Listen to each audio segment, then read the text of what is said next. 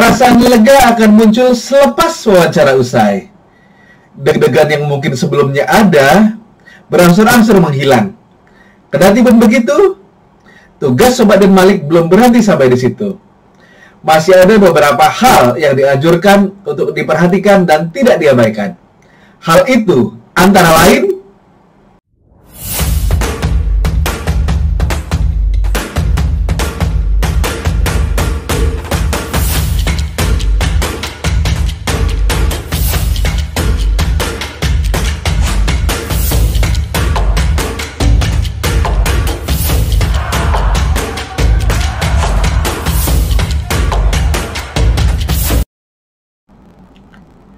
mengucapkan terima kasih.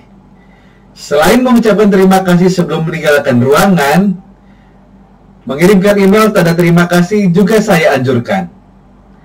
Jika jarak rumah Sobat Den Malik dari perusahaan cukup jauh, maka carilah tempat yang tenang untuk mengetik email ini. Sampaikan rasa terima kasih karena telah diberikan kesempatan mengikuti wawancara hari ini.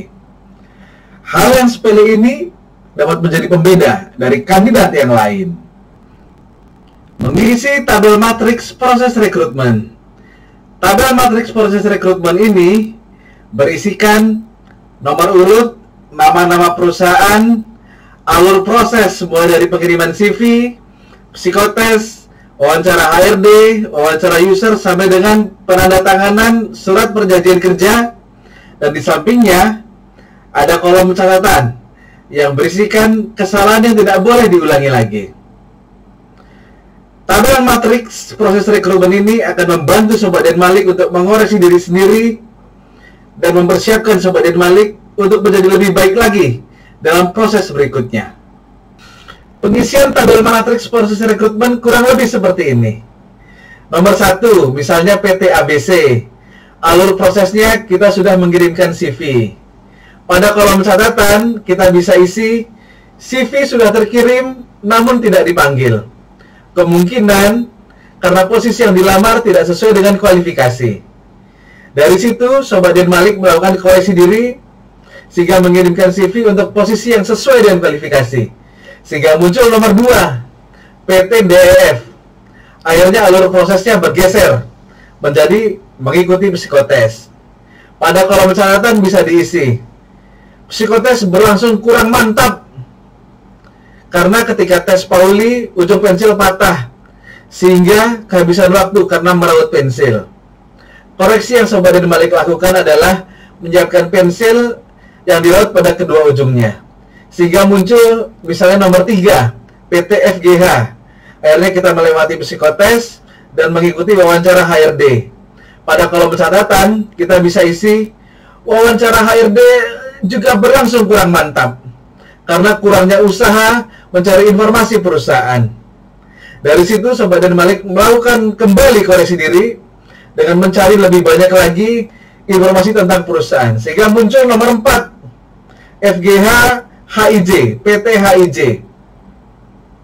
Sudah melewati psikotes, sudah melalui wawancara HRD, akhirnya wawancara user. Wawancara usernya berlangsung online, kita tulis di kolom catatan.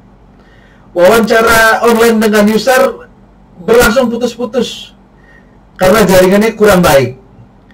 Sehingga Sobat Den Malik melakukan koreksi diri ketika mendapat kesempatan interview online kembali, mencari lokasi yang sinyal koneksinya jauh lebih bagus. Melakukan follow-up profesional melalui email.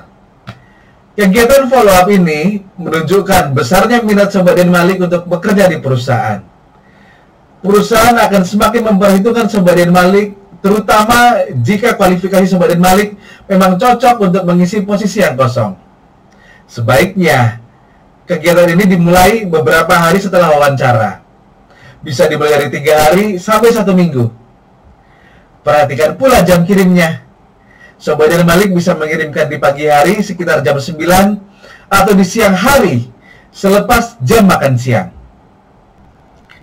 Jangan mengganggu di media sosial HRD. Hal ini harus dibuang jauh-jauh dari niat Sobat Den Malik. Apalagi jika Sobat Den Malik tidak mengenal sebelumnya. Jangan menghujani pertanyaan seputar progres proses rekrutmen di media sosial HRD.